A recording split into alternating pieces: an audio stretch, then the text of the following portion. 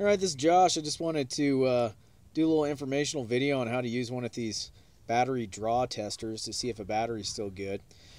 Let's look at the gauge here. This is for 6 and 12 volt batteries. And if you notice here, this little step, this little green step, has different numbers on it. Those are your cold crank amps. So what you do is you look at the front of your battery and you find out what the cold crank amp should be. And here on this battery it says 235. So what we're going to do is we're going to take and hook this up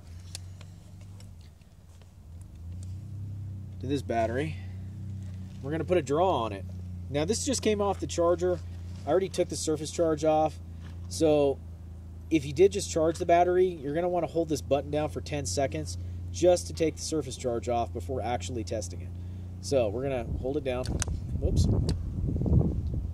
We can see this is bad. This is bad right off the bat. Goes to 0 as soon as it comes under a draw. It's just bad. It should be there in that green stepped portion there. It should say 200, but it doesn't. So it's a bad battery.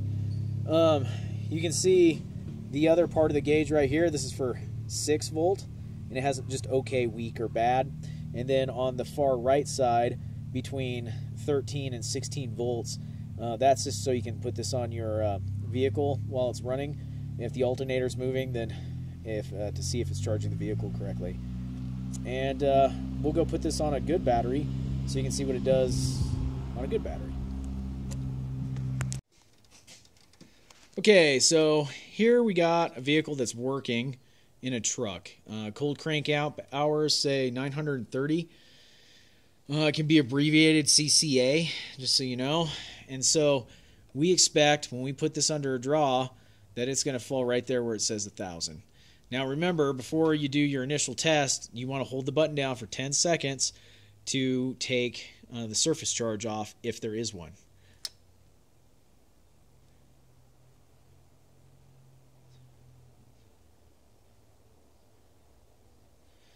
Okay, now that's interesting because, you know, I doubt there's a surface charge on this battery.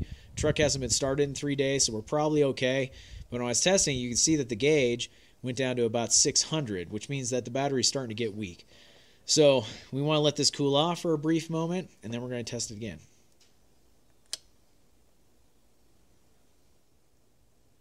Yeah, it's looking like maybe 650, 600.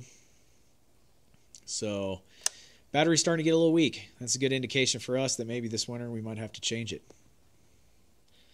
Let's test the charging system. Alright, so this is with the truck on and the alternator running. You can see where the needle's at, it says charging system okay. So we know that the alternator's working well.